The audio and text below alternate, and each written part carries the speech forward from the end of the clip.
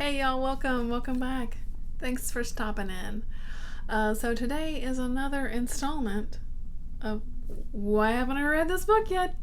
And this might be the final installment. I've kind of gone through most of the genres that I primarily read, and this one is just going to be kind of general fiction, for the most part. Why haven't I read these yet? I don't know. They've been sitting on my shelf. I don't know why either. So let's just dig in, really. And I look at these books. I've had some for a really long time. Let's just go.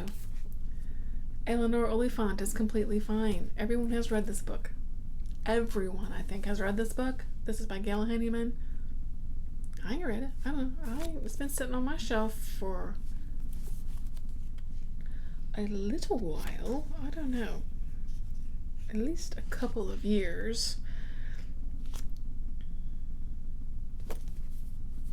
But I ain't read it. So we follow Eleanor Oliphant as she's struggling with life. I don't know. It's supposed to be good, but I haven't read it. And this is more of a why haven't I read this author yet. I don't know why I've not read a single Louise Erdrich book, and why I own about a dozen of her books. Why haven't I read one of them? I don't know. So this is just one that I own. This is The Antelope Woman. I don't know. Louise Erdrich is prolific. She's written so many books. And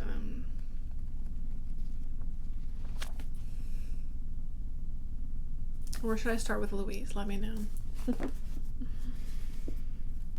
Rash's Serena. I really enjoy Rash. I've read a couple of his now. But Serena is one that I really want to read. It's really chunkier than the other ones I read. So Rash is is an Appalachian author, lives here in North Carolina, and I just want to read more by him, really, in general. So, but Serena, I think, is definitely one that is kind of on the top of my list of ones I want to get to by him. So basically, just this conjures a gothic tale of greed, corruption, and revenge, with a ruthless, powerful, and unforgettable woman at its heart, set amid the wilds of 1930s North Carolina and against the backdrop of America's burgeoning environmental movement. Sounds pretty great. I'm pretty sure I think there was a movie with this, right? I haven't watched that either, but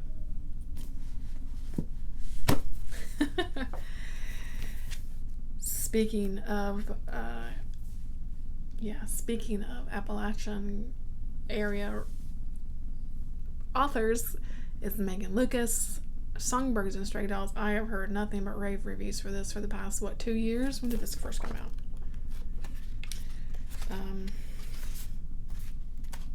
Dun dun dun dun dun. 2019. So couple few years. I keep saying I need to read it. Want to read it. I even won a copy from a giveaway from Megan. She mailed it to me herself.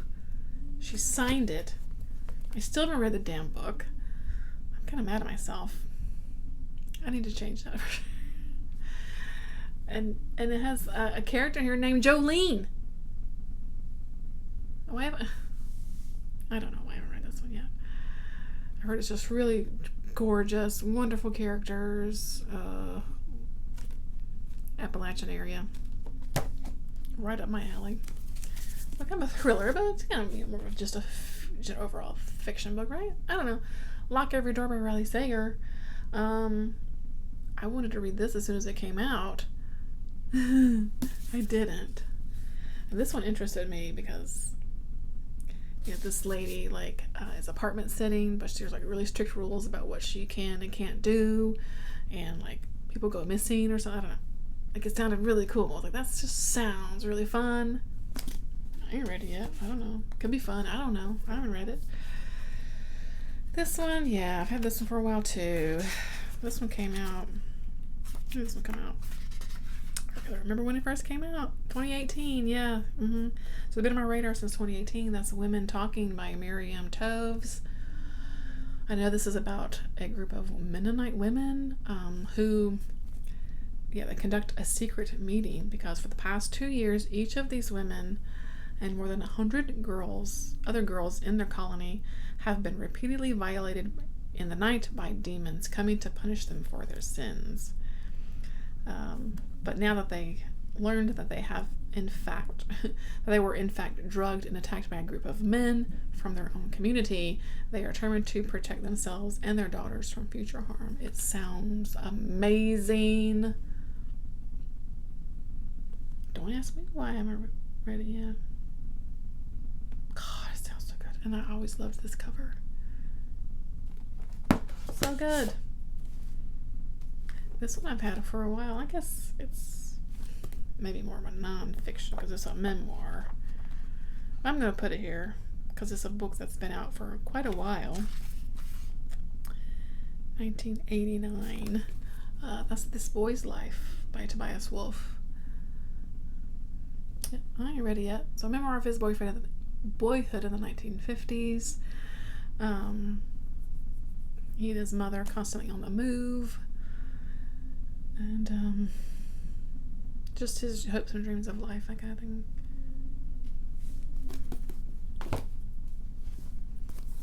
I embarrassingly have not read The Outsiders yet by S.E. Hinton. Maybe this is even a classic now. I don't know. Maybe it should have been in my classic list. I don't know why I've never read this. And the movie I love. So this was written in 1967. Maybe a modern classic now. About the greasers and the Socs, the haves and the have-nots. Classic tale.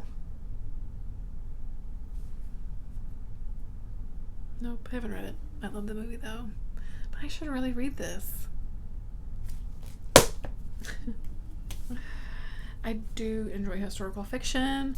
I just don't pick it up as much as, but this one I've been dying to read. I've had this book for a while now, The Huntress by Kate Quinn. And it's one that keeps surviving unhauls. It's a little battered now. Because I keep holding on to it. Like, gosh, no, I really want to read it. So I keep holding on to it. So we follow a woman named Nina, grows up the icy edge of Soviet Russia, dreaming of just getting out, basically. And I feel like, is she a spy or something? I'm trying to remember what the book is about now, but it takes place during World War II, kind of time period. Anyway, I don't know. It's been sitting on my shelf for a little while now. As has Swamplandia by Carrie Russell. Why haven't I read this yet? It sounds right up my alley. I don't know. This is like weird, and like I said, this is me. We follow a 13-year-old who's lived her entire life at Swamplandia, which is a gator wrestling theme park in Florida. Her mother gets sick though, and the family just kind of falls down into chaos after that, and it goes from there, set in a swamp. I don't know. I ain't ready yet, man. Okay, this book has been out for a long time. I think I have owned it, unhauled it, and pick it up again, because it is one of those books that you always see at like thrift stores, because like a lot of people have read this one. Is Water for Elephants by Sarah Gruen. Is that how you say it? Gruen. It takes place at like a circus, which is also like, that's ticks a box for me. I love things that like circuses and carnivals and things.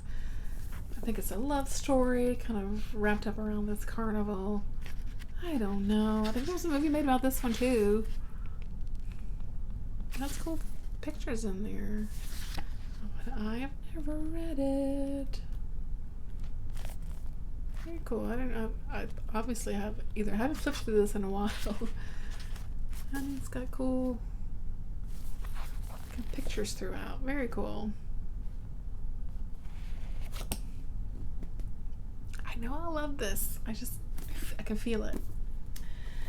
And last but not least, these are just the ones that stick out the most. You know, I have tons of books I haven't read, and some I just can't get to because my shelves are a mess. But I'm going to say last but not least, because I have owned this book since the 1990s.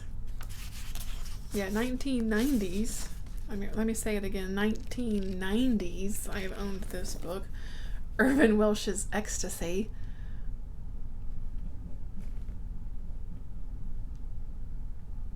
I went through a phase where I was reading several of his books, and I bought this one to read.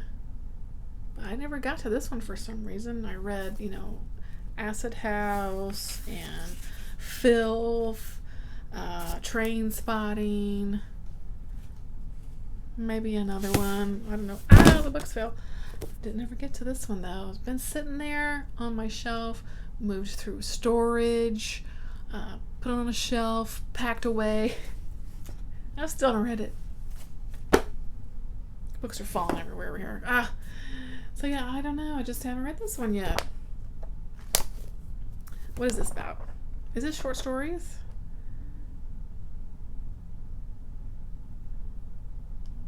So it looks like it's 3 different stories in here. Okay. Little novellas, possibly. I don't know. I ain't read it yet, but I need to. I need to finish it on up, and I need to read some more of Irving Welsh. Finish up his books. Anyway, that's it. Those are the fiction books I ain't read yet. I ain't read them yet. That sounds crazy. Some of them have been sitting on my shelf for a lot of years. But the beauty of books is that they'll sit there until you get to them. They're not in a rush at all, right? So yeah, let me know if you've read any of these, or like, should I prioritize some of these? Like, Crystal, yeah, you need to read that one. You're kind of crazy for that you haven't read that one yet. Let me know, because yeah, sometimes I have so many, and this, I don't mean this any kind of bragging type of way. I have so many books I sometimes don't know where to start. You know what I mean? So yeah, let me know. What should I read, or should I maybe not read? Like, maybe that was not worth your time. So thanks for watching, and thanks for carrying on in this series. This might be the last one. I don't know. I think maybe have worked through a lot of the genres that I kind of tend to gravitate towards. I was thinking of doing something with like series, though. I could maybe do that. Like, why haven't I read that series that I own yet? Or maybe why I haven't finished this series yet. I could do something with series, maybe. Let me know if you're interested, though. All right. That's going to do it for me today. Thanks so much for joining in and watching. I always appreciate your time.